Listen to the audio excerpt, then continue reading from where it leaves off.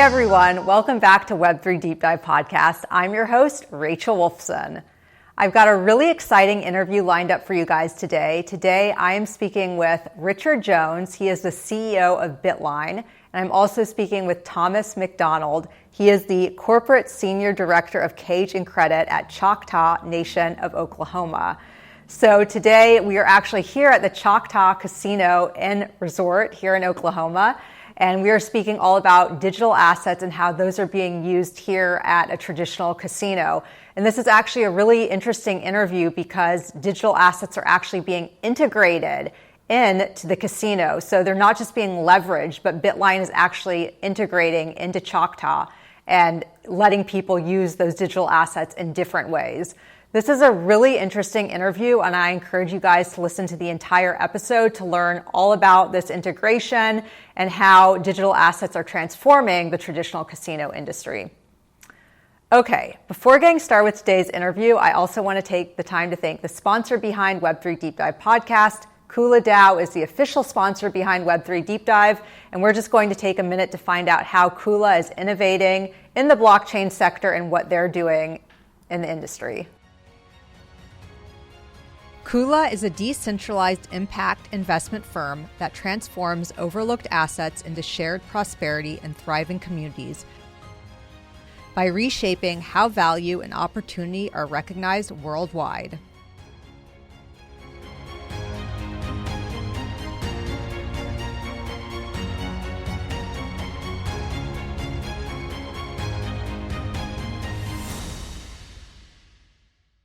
Okay. The moment you guys have all been waiting for, but before we get started with the interview, I want to take the time to let you guys know to like this podcast, subscribe to the channel, especially if you enjoy the content that you're seeing today. Don't want you guys to miss anything, and I want you to stay up to date on all the content that I've got coming out, so definitely hit subscribe. And without further ado, let's get started with today's interview. Hey Richard, hey Thomas, how's it going? Good, Rachel. Fantastic, thank you. Yeah, well, thank you for joining me today. And we are here in Oklahoma at the Choctaw Casino and Resort. Super excited to be here. Yeah, welcome to Durant. Appreciate you having the time to be with us. Yeah, well, I appreciate you hosting me here. This is awesome. Yeah, cool. Well, before we get started, I want our listeners to know a little bit about yourselves and the background, your background. So Richard, how about you kind of kick us off? Tell us a little bit about yourself and what you're doing. You're the CEO of Bitline. Yeah, so currently the CEO of Bitline. Have been in the technology space for probably since about 2013, mostly in the mobile application development space, and then later branching out into products more related to banking and eventually cryptocurrency. And that pathway kind of led me here to where we are today. And definitely pleased to have the Bitline product here with Choctaw Casino. Right. Yeah. Wonderful. And then what is Bitline doing also? Basically, Bitline is a platform that allows cryptocurrency holders to use their digital assets to acquire casino floor liquidity in a very secure, quick, regulated, and easy fashion. So they're able to construct transactions through our platform, which communicates with the Choctaw platform. And at that point, once a person's kind of gone through all of the required KYC, AML, and the transaction monitoring to make sure that all of the crypto is kosher and good to be used, at that point, we issue a barcode, which is then taken to the casino cage. And at that point, they'll do a second layer just to kind of check that all the information is good, and then issue casino chips. Wonderful. So this is basically available, 365 days of the year at any time. So Sunday at 2 a.m. to Monday at 9 p.m., 9 a.m. inside of banking hours and outside of banking hours. There's now this new facility to be able to use those digital assets to acquire floor liquidity at any time to the convenience of the user. Great. Wow. And Thomas, tell us a little bit about yourself and what you're doing at Choctaw. Sure. I'm the Corporate Senior Director of Cage and Credit for Choctaw Nation of Oklahoma. So my responsibility is to provide support to the casino cages and the credit department at our 23 properties. So part of that responsibility is I oversee the fintech solutions that we offer here at Choctaw. And that was part of the process when this opportunity came sat down, spent some time with our fintech vendors, got to know Richard, worked through the process. So that's how we connected, and we've been working on the product for about 3 years in order to get it to the point where we're ready to launch. So here we are. Very highly regulated spaces that we're working inside of, between the fintech aspect and the casino aspect. So there's definitely a lot of work to be done to make sure that the product aligns appropriately with the requirements there. Got it. So Richard, tell us a little bit about how Bitline is being implemented here at Choctaw. Sure, no problem. So basically, our platform is connected into their cashier platform that's being used at the cages. So we have an app that stands on the outside of that product that actually handles the inbound transactions from external wallets into a local Bitline wallet. In that process, obviously, again, there's a lot of KYC, AML, and transaction monitoring that's taking place so that a person can first establish that Bitline wallet, fund it, and at that point be able to make a transaction with the Choctaw Casino here.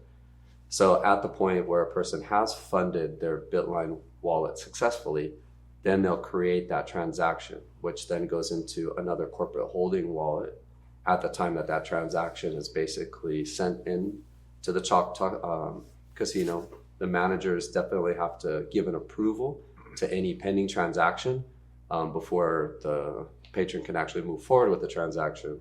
And then at that point, once that approval has been given, they can finalize or activate that transaction, which will issue that barcode. Once the user has the barcode, then they can simply walk up to the cage, and it's probably takes about a minute, the process start to finish, once a barcode's been issued, for that patron to be able to get chips and to start playing and enjoying the casino experience here. Got it. So you're allowing people that have crypto to come in and use their digital assets, put those to work at Choctaw Casino. So what problem are you solving here? I mean, why, people come in with fiat and US dollars and they gamble with that. And so why digital assets? Well, I think first part for the casino's benefit is I don't think, say the people that are involved in digital assets and blockchain, they're very risk averse overall. So they tend to be people who would have a tendency to gamble a little bit more, say, than the next person. We're also giving an opportunity to use those assets to create a cash instrument for themselves, but without actually having to sell that particular digital asset at the time of transaction. So it's constructed as a conditional sale. So as they go through the process, win or lose, etc., they have the opportunity to either settle with those assets, or they can settle also with another financial mechanism as well, in the case where there's a necessity to avoid, say, any taxable event. So what we're doing is allowing them to put those assets to work without necessarily selling or using that asset, so they can maintain the value of their Bitcoin, Ethereum, or they can also use stablecoins if they want. We also accept Tether and Circle. Got it. So you're kind of allowing instant liquidity for people that don't want to sell their crypto. They can come to Choctaw and use that to gamble and possibly get liquidity out of it, right? Absolutely. Or not. I'm rooting against, no offense. Yeah. No, without a doubt. And obviously, we're attending to a very specific client base today.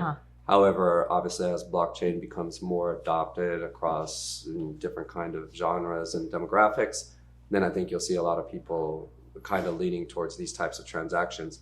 I also think that from a casino point of view, crypto has always been kind of a scary topic and for a long time. But when you really dig into the nuts and bolts of the capabilities of transaction monitoring on the blockchain, I think for the first time you get pure transparency on the start and finish of where, say, a crypto dollar started or was minted, per se, to the point where it's actually ending up, being put for use at this casino. So the Choctaw Casino actually has full visibility of every aspect of what's happened with that crypto, where it's been in the world, if that was started in 2008, or if it started yesterday. So where it's been split up, where it's been sent to a friend, where it's been used to buy maybe a pizza, whatever that might be. So that's one of the great capabilities of blockchain. And I think one of the real good things for the casino to have as a tool to be able to understand where funds are coming from. Definitely. So Thomas, what are your thoughts on all of this? So by the way, Bitline was implemented here at the casino in March. Correct. So it's just been a few months maybe. Correct. And so, what are your thoughts on this? Are you happy to see crypto implementation here, and how has it helped you?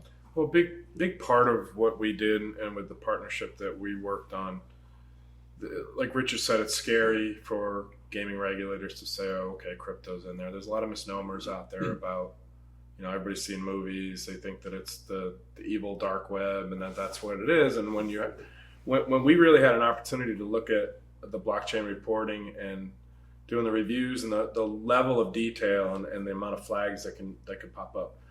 For me, and because I was a skeptic at first also, they had to convince me. They had to work pretty hard to explain why this was safe.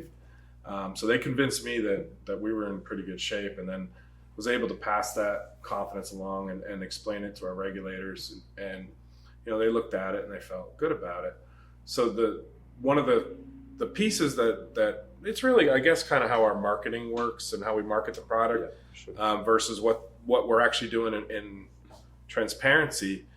I'm not touching the crypto assets at all. The tribe did not need to open up a crypto wallet. Richard and Bitline are handling all those transactions in and out. And what we're doing is we're being funded. So if you're in the gaming space and you're familiar with casinos that offer casino credit, for me, it's very similar to that. Only this time it's a secured asset. Where normally I'm issuing markers and they're not secured. I'm waiting to see, is there going to be money in that account when I send that check for deposit? Where here I know that if 30 days go by and the person hasn't made the payment with Bitline, I know that they've secured funds for that with their hold, and then they can liquidate that and they can make the payments, to us. So it's a secure, as an option as it is. It's very low risk for us. Also having access to all the reports and us doing traditional due diligence reviews and know your customer reviews that are required throughout the casino industry. We have a chance. We know more about the guests coming in than we do any customer that's coming in with cash. So interesting. It's really helpful for us from a regulatory standpoint. Right.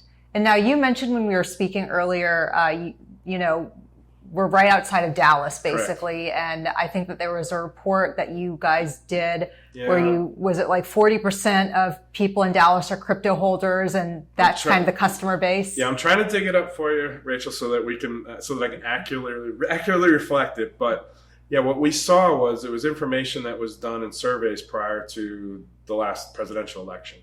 Obviously, crypto's become a very hot topic issue with a lot of the moves that have been discussed throughout the administration. So with the Dallas-Fort Worth Metroplex being our feeder market for our flagship property here in Durant, we did see information about, which didn't surprise me because, there are a lot of tech folks, a lot of highly educated, high earner folks, and they thankfully love to gamble. So they come here to our property in Durant. So there is a lot of folks that have crypto assets.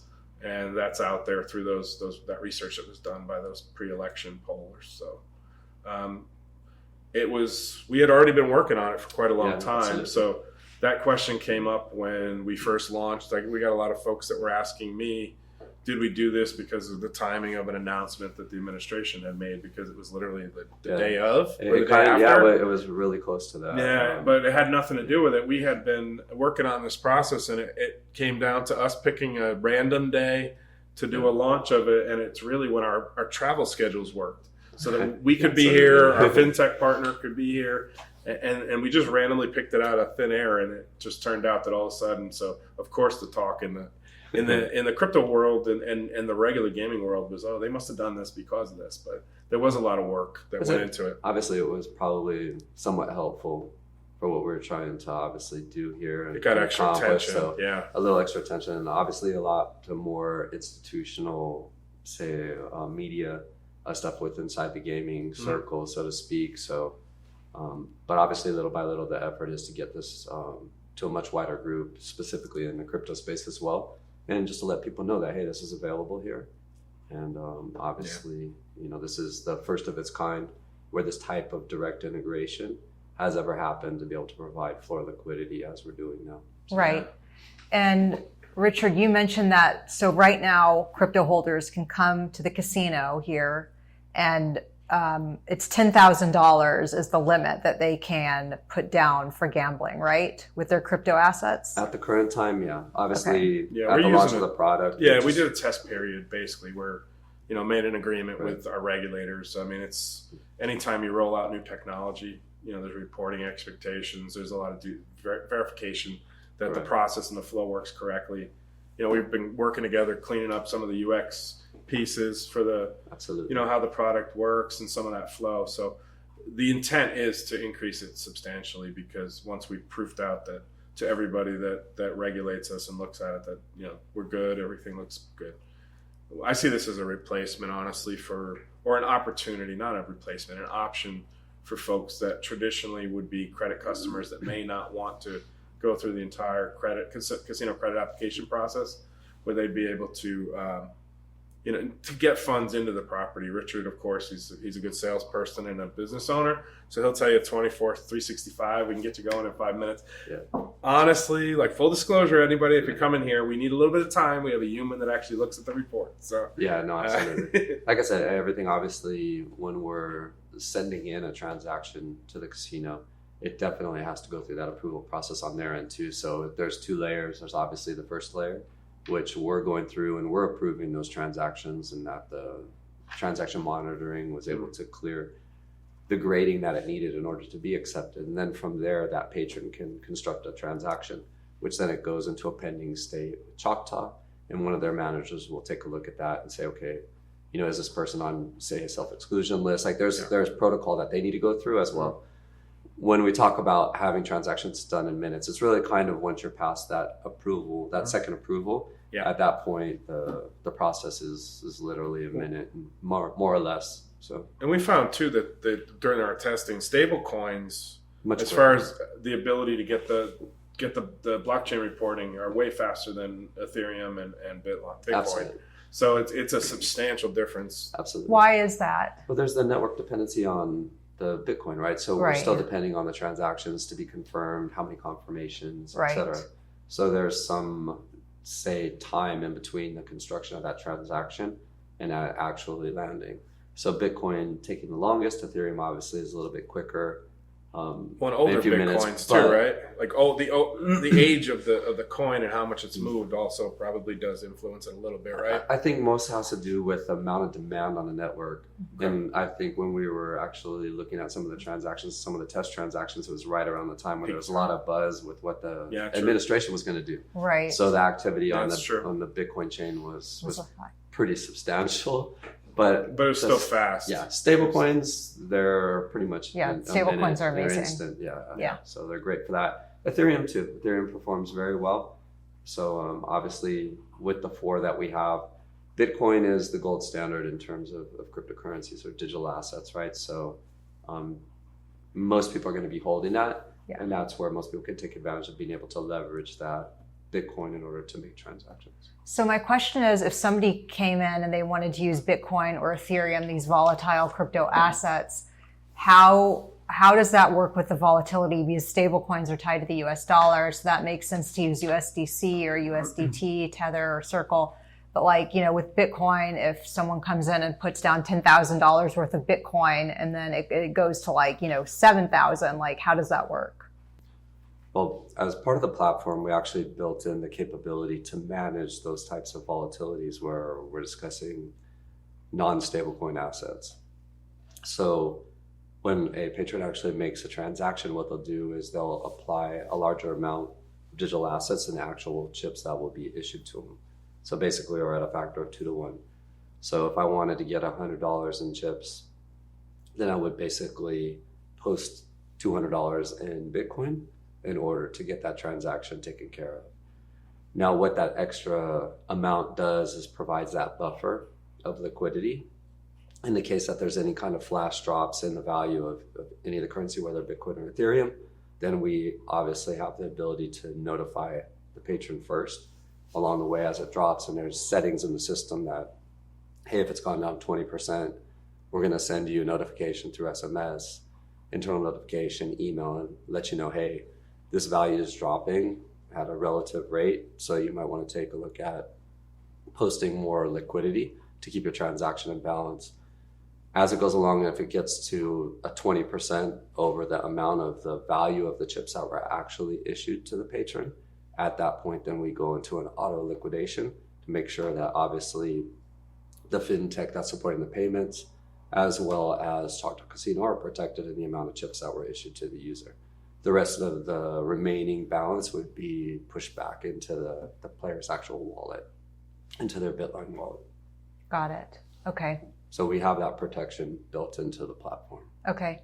And then my next question is, so if somebody comes here and they put down $10,000, which is the max that they can put down right now, and then what if they don't use that full $10,000 to gamble, or with the casino, if they use like $5,000, does that just stay as a credit here where they can come back and use it? Like, how does that work?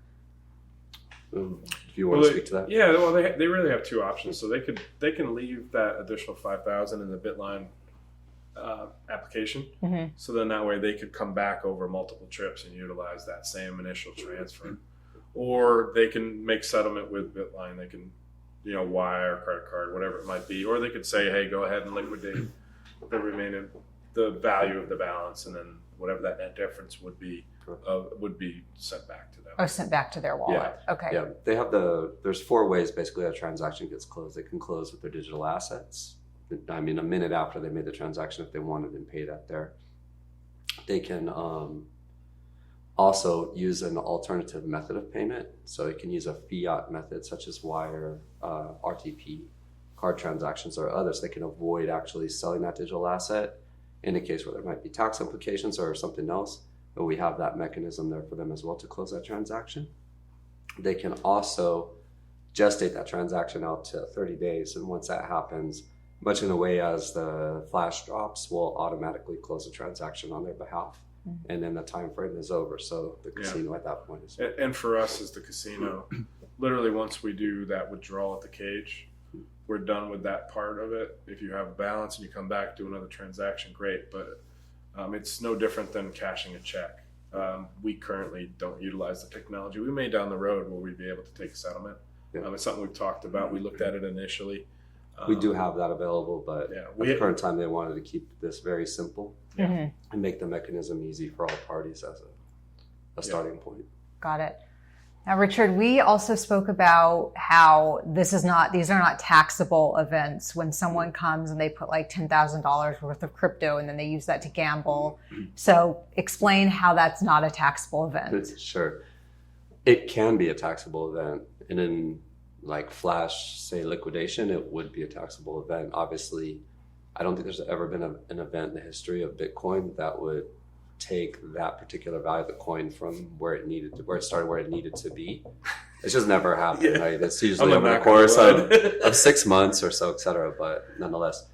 But us offering the other transactional methods in there, so while they're using those digital assets to acquire the casino chips, they can actually settle that transaction using wire, RTP, ACH, credit card, or another mechanism as a replacement to close that transaction. So when they actually do that, that helps that patron to avoid any taxable event in that particular transaction. Because you're releasing that basically Correct. Conditional hold back to them. Yeah. So you have the instantaneous access to floor liquidity by using the digital asset. However, you can close a transaction without actually having to use the digital asset. And that's one of the reasons that when we work through this process and discuss the plan, the first rendition of it, we would have had the ability basically where if I'm a cage cashier working at the window and Richard's done a transaction and he comes and wants to pay off what he borrowed, so to speak, we would have been able to log in and basically release that hold back to their wallet. And the area of concern that I had was knowing that like any new fintech program, it would be slowly adopted. It would take a little bit of time till the entire team is really well versed in these transactions. I was really worried if we had someone with a significant amount of money on hold, if they accidentally release that money, once that goes back, I don't have any chance to get it. So that's why we started off the way we have. And down the road, as it picks up volume, we have the ability to basically turn that feature on. So yeah, I think at the cashier level too, it just makes the process much simpler than having to do recounts back. But the software is capable of actually partially returning a transaction, fully returning a transaction. We're not utilizing it to its full extent here at Choctaw. So, down the road, like I said, I think this is something that down the road will be a lot more heavily utilized, and it will get to a comfort level where we feel good about, our team being able to execute it flawlessly and not have any issues. So how does it work now? And we're going to do this later, but we haven't done it yet. I'm really excited to see this in action. But you get a QR code, and then when I have the QR code, I enter the casino and I bring that to the casino cage, which is like a cashier. Mm-hmm. Correct. And they scan the QR code, and then they're like, okay, $10,000. Here's $10,000 worth of chips. We actually the only place that we actually give out chips are if you're a poker player. So if you want to buy chips in the poker cage. So what we actually do is we give them a TITO, so it's ticket in, ticket out voucher, which we accept at the tables and as well any slot machine. So let's say you were doing a transaction, you wanted $5,000 right up front. You could say to us, hey, can I have, 5 $1,000 tickets? And sure, we'll break those out so that you only have to put in 1,000 at a time. We can give you one for 5,000. Okay, so, cool. Or you can just bring it, when you bring it over to the pit, the table games dealer will be able to redeem that and then give you chips right there from play. So Richard, and for some reason I thought that people could use cryptocurrency at casinos. I don't know why I thought that, but I did. But is this a first of its kind? At least here in the United States or at Choctaw, Sure. Choctaw? Choctaw. Choctaw. is actually how you say it in Choctaw. Okay. But I don't want to mess it up worse for you. And basically, cryptocurrency handled in this way, where it's a direct integration into the actual casino environment and the floor. This is definitely a first of its kind. It's a first of its kind globally. So we're very excited about that and very thankful for the opportunity and for the foresight that the Choctaw has here to look at this as an opportunity to actually have a better level of transparency with the transactions they're making through this mechanism. On the other side of that, crypto's not necessarily a stranger to casino environments overall. Mm-hmm. There are different types of wallets, crypto ATMs, and where cryptocurrency has been used to do, say, more micro transactions, and basically through 2 steps, but they're external to the actual integrated experience that you would have in a casino. So that's the differentiator in terms of the product we have. Got it. Did it take a long time to get this whole, with the regulators and settled to have Bitline actually integrated into Choctaw? Yes. I think I made it harder on Bitline, honestly, with expectations of what we thought would work the best. I was kind of using my old compliance hat and trying to be a cynic throughout the process. I'm thankful for that. Yeah, you have to. We proofed out a lot of things. We came up with a better product. Yeah, I think we have a pretty good product right now. And then, trying to get my executive leadership team to really understand it. And we actually did a road trip with our fintech lead that was handling this project, and we were looking at some other products in casinos in California and Nevada, and we get a chance to really talk deep about what this could be and exactly how it worked, and it made a lot of sense to her. So that we got the green light to go ahead and then our regulators, they just trying to explain it to them. We had a couple of different meetings with them, explaining it to our revenue audit team. All the usual folks, the compliance folks. Our compliance folks, of course, use the outside compliance auditors that they do business with. We had to explain the product to them, and so they could understand how to audit it and really truly understand it. And it was good because our teams, both in our tribal gaming commission and our compliance team, they're very forward thinking. They're usually doing a lot of research into emerging technology. So they've done quite a bit of homework, obviously, on crypto, where it was, what the state of affairs were in the gaming industry. So they had enough book knowledge to make sense of it when we actually started to talk through the process that Bitline put in place. So, but it did take time, like anything. Just a lot of user acceptance testing that we were doing, a lot of different different renditions of the software. Yeah. So, but it seems like there's a lot of benefits there for the traditional casino industry. I mean, we're not talking about like on-chain gaming, right? We're talking about like in-person traditional casino. I mean, you guys have been around for a while. And as you mentioned, there's transparency, you know your customer better. And for the customer side, they get to benefit because it's a faster and easier process for them. I'm assuming they don't have to carry around bags of cash or checks and all that. Or wait for a wire transfer to clear because it's got to go through the Fed and all that process. So this does bypass some of those things, and it's not as intrusive as getting a credit line, a casino credit line. There obviously we do pretty heavy. You basically give us permission to look at your consumer credit report. It's a hard pull on your consumer credit report. You give your bank the authorization to give us like an average current and average balance, like a ballpark number. So we're really deep into the weeds of your financial life. Where we're looking more historical, like more of the actual know your customer versus the financial. Because for us, we have the protected assets where I'm going to get paid. Right? I'm guaranteed through my fintech provider and through Bitline that, as long as we follow all the steps that we need to in order to properly issue the documents, the TITOs, we will be paid. So having that ability, is great for us. And we're just really looking like, do you have a criminal history? Are you, Pablo Escobar? That sort of thing to make sure that we're not doing business with somebody that we shouldn't do business with anyways. Right. Because we do have knowledge that they're coming into the building.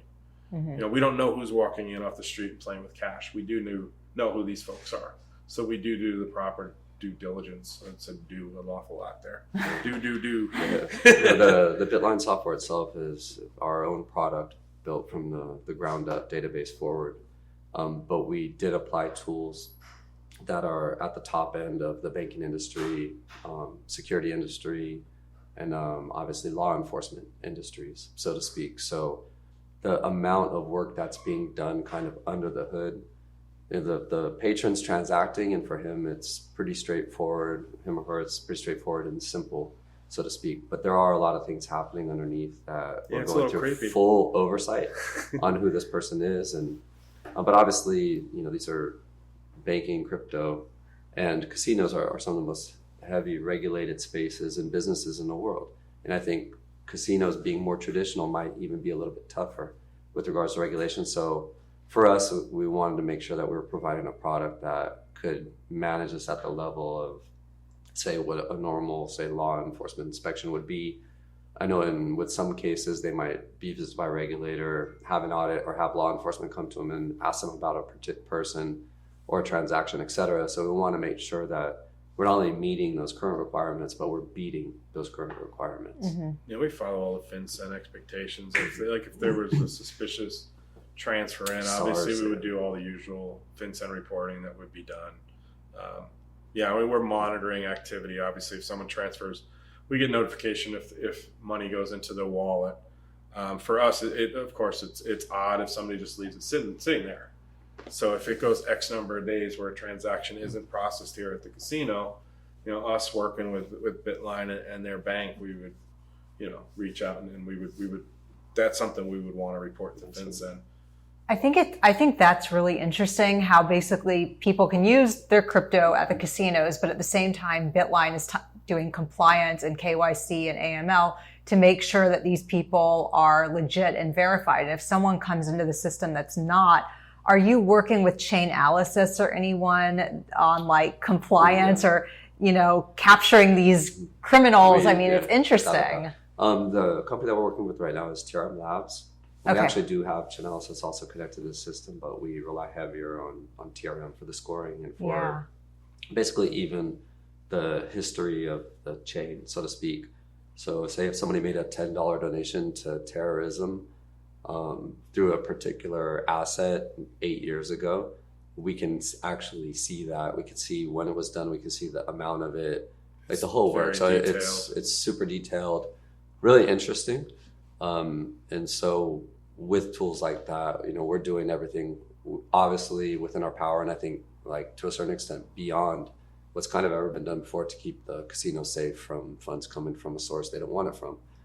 This occurs on every transaction coming into us. So even if you were an athlete here for, say, the Dallas Cowboys and you came here, somebody might have sent you crypto. You're not necessarily going to know where that crypto came from. It might have been mined in, 2010. And so maybe it saw the Silk Road, maybe it saw some other things, but that person's not going to know that because those wallets typically aren't putting those types of tools into place. However, if he's had 10 transactions that were successful into his wallet and the 11th came attached to something, we'd simply have to communicate with that person and say, look, it's not an acceptable transaction. These are the reasons why it's not. And then if that person would want to transact again, obviously being, say, now there's somebody that we know is good and clear, then it'd have to address the system with a different type of crypto. And according to FinCEN, we'd have to go through the traditional things we need to do to report suspicious activity. Interesting. Yeah. Yeah, we have no idea with the $100 bill. Right. With fiat, you don't know. And you don't even know when it's printed because it has a series number, but that's just when they updated the currency last. Mm-hmm. So it could have been printed 3 months ago or 5 years ago. Right. Yeah, we have no idea. That's why I see blockchain as a payment technology overall at some point really being the focus in, say, a casino and obviously bank environments. This is the exact reason why there's so much conversation about CDCs right now. And obviously most governments are looking to what's the best way to do away with cash and to start using more of a centralized currency where they can actually track this. Makes it harder, obviously, for people to hide money, a lot of money to do things in certain ways. That can happen, say, with cash instruments. So at the end of the day, the technology itself, regardless, say, of the value of it, if a Bitcoin's $1 or $1 million or Ethereum is $3 or 3,000, that's kind of irrelevant. I think the strength of the product in itself is really more the aspect of blockchain as a technology and as a payments technology. Definitely. And kind of its ability to make sure that we're dealing with both good clients and good money. Yeah. I don't think cash will ever go away from the casinos, though. I mean, there's a lot of different bits and pieces for obvious reasons and just because of that's just part of gaming. But there's a lot of opportunities, and the hot topic is always cashless gaming, right? Like, how are we going to make it cashless? And there's products that we utilize, to try to reduce the amount of cash. And everybody always asks me to try to guess what percentage of transactions eventually will be cashless. And I don't know, it's a fool's errand. It probably depends on the year. I've been in gaming for a long time. When I started, we didn't have bill acceptors and slot machines. So, when bill acceptors came in, first of all, they weren't real consistent. They misread bills a lot.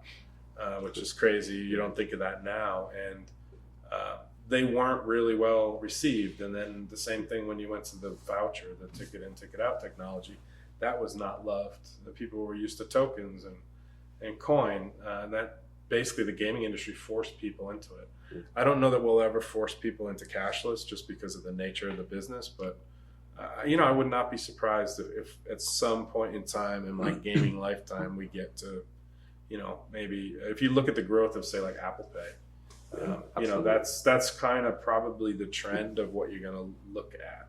And I think also the permeation of iGaming, it's might have reached its limit right now nationally with being legal in 7 states, but everybody assumes that's the direction eventually it will go. I don't believe it's going to eliminate brick and mortar casinos, but I think the more folks that gamble online, whether it's on sports or slots, they get more comfortable with digital methods of payment. I think that's when the traditional fiat and then crypto will become more and more readily available and accepted in gaming. That online space, obviously, 24/7, a hand a minute. It's a much different experience than, say, playing blackjack in a casino where have people, bringing you, say, beverages or there's noise, there's other things. It's more of a social experience where online you can literally it's your every single hand is a click. So the volume opportunity in, say, that cashless space is obviously much greater with the onset of online and legalized online gaming in the U.S. So and you kind of look at like the responsible gaming piece of it too, right? Absolutely. So for me, someone that has crypto assets, that's tangible value. That's similar to cash, or someone that's utilizing a credit card to game with. They're putting themselves in debt. So that's one of the things I think regulators out there should really pay attention to and look at. This is a cash equivalent. And, we do worry, of course, about responsible gaming.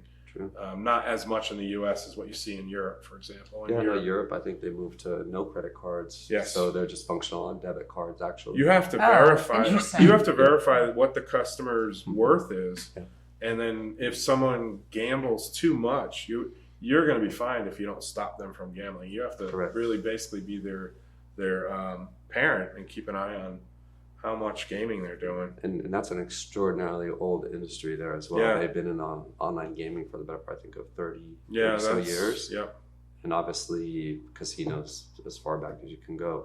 Well, Australia has pretty stringent responsible gaming regulations as well, where you're expected to really know what the net worth is and tangible value that someone can gamble. Is the U.S. the least Oh, don't get me going on that hot take. I'm gonna plead the Is that the least regulated place for gambling? Is the U.S. or where is it? Well, hell no. One of the newer jurisdictions to actual regulation. Yeah, so we're really, don't pull me down that road, Rachel. No, we are. That's for another day. Yeah, we are closely regulated. That's for sure. Got it. There's some markets out there. Geographically, they're way east of the U.S. that it's interesting, right? Kind of what they allow. Interesting. Yeah, no, the U.S. And I've worked in several different states, and honestly, most of the states have built the majority of their regulations either on the Nevada model or the New Jersey model, being the first two states that have commercial gaming in the country. And having worked and done regulatory compliance in Nevada, they don't play. And, like California probably. If you're selling pencils to them. You have to get licensed. Yeah, you need to get licensed. Yeah, they're doing a full background. So my question is, with Bitline being integrated here in Oklahoma at Choctaw, do you think that we're going to see this integrated at other casinos? I mean, given that, Oklahoma is innovating and, the regulations here might be a little bit better than in Nevada or California. I'll start with this, in my opinion. So Native American tribes, we work under the National Indian Gaming Commission. We're self-regulated. We compact with states in order to conduct Class 3 gaming. But we are self-regulated by our gaming commission. That traditionally makes it a little bit easier for new technology. If you talk to any technology vendor out there, there's a high likelihood if they can partner with different tribes, it's usually a little bit easier to get a seat at the table with the gaming commission, have a conversation with them. If you're dealing with a commercial state, there's bureaucratic pieces that are in there. Some states you have to go to a legislator, to have them sponsor a revision to the controls. So we as tribes, and I've worked in the commercial space as well as tribal gaming, the majority of my life has been in tribal gaming. Tribes are generally more open to trying different forms of technology. What's tribal gaming? This is a good example. So any federally recognized Indian tribe, we have the ability to offer Class 2 gaming on trust lands without any sort of agreement with the state. If we want to offer Class 3 games, you have to compact with the state. That's just under the Indian Gaming Regulatory Act. Oh, okay. I had no idea. Yeah. Different rules, different folks, right? But I worked in Connecticut for tribe there, and we did have certain bits and pieces with our Class 3 slots that we had to report to the Connecticut regulators, but the rest of it, it was our gaming commission only. Mm-hmm. So, I'd say, kind of stepping back to one of the questions earlier, there are smaller, less direct versions of cryptocurrency being used in Las Vegas as we speak. Yeah. So it's not that it's not there in some odd way or uncomfortable shape or form, so to speak. The fact that we're putting it directly into the experience is what it makes this particular Bitline product obviously different, and also its scalability. So how much you could actually access. That's a good point though, Richard, because when I was in Nevada, they approved the ability to have a traditional Bitcoin ATM where you can buy Bitcoin. Mm-hmm. Our regulators won't go anywhere near that. That's what they were worried we were going to do. And I said, no, it's not that. Interesting. And also with that, post this launch with the Choctaw, and again, thank you very much for taking this leap with us. It's definitely generated a lot of interest across the U.S. before this launch, we've been in conversations with the biggest brands in the industry, and pretty much everybody's kind of waiting for that first transaction to go. And since that's happened, he settled for the best. Yeah. They're talking to the biggest. So yeah, there you go. absolutely. Yeah. So it's been busy in terms of the conversation requests and meeting requests, etc. So Cool. We're excited, and we'll see. Obviously, there's still some bridges to cross there, depending on, you're talking about Nevada, say New Jersey, some of the other heavy regulated areas might be a little bit more complicated. But again, crypto as a somewhat of a payment method has been on the floor. So I think when they actually take a look at what we're doing in terms of the KYC AML and the transaction monitoring, I think they'll actually like what they see. So well, just process maps, I think, will make a big difference. Absolutely. Because really understanding the process is what took us over the line. Yeah. Wonderful. Well, this has been a really interesting conversation, and I'm really happy that you guys came on the podcast. So before we end, any final thoughts that you want to add? I have one. So Choctaw Casino and Resorts, Durant, Oklahoma. We're an hour and 10 minutes north of the Dallas Metroplex. So come on up, come see us. Looking forward to you coming. And from my end, I just want to give a thanks to the Choctaw Casino tribe for working with us on what I think is really an interesting, new and innovative product for the casino space. And all the people that are localized here, and for everybody that's not close to here, it's a plane ride away, and you have instant access using digital assets, crypto liquidity, like never before. So if you have problems, talk to Richard. Tell me. Well, speaking of, how can people get in touch with you, Richard? Are you on X? Yeah, I have accounts on X. Or how do they get in touch with Bitline? Yeah, with Bitline. Yeah. We're at bitline.io, Cool. and the information's there. I also have accounts on LinkedIn, on X, Yeah. and pretty much every social media platform, so to speak. So ChoctawCasinos.com. Yeah. And I will say, there's With an S. there's a great gym here for anyone. You know, I'm a health and fitness person. I'm not. Gym is great. I'm going to try out the spa later. So Yeah, we're trying to get her to eat some like greasy burgers and For some fried people- foods right. and just that proper. and to see if I the can win some property's money on my amazing. USDC. So we'll see about that later. Let's go. Yeah. No, it's an amazing property, and again, thank you for having us Yeah, over thank here you, for this. Thomas. I really appreciate Yeah, no, it. and thanks to our team here, our marketing and our PR teams for getting us set up and working with us. Yeah. So thank you so Cool. much. Phenomenal. Yeah. Thank you very Well, much. thank you again. And I hope our listeners reach out for them to learn more. This is Thanks, great. Rachel. Thanks, Absolutely. guys. Thank you so Thank much. you. Bye. Special thanks to 4Labs Digital for producing Web3 Deep Dive podcast. I'd also like to thank the sponsors behind Web3 Deep Dive. You can click the links in the show notes to learn more about each of the Web3 initiatives from these sponsors. Finally, thanks to the listeners for tuning in. Please be sure to subscribe, like, and share.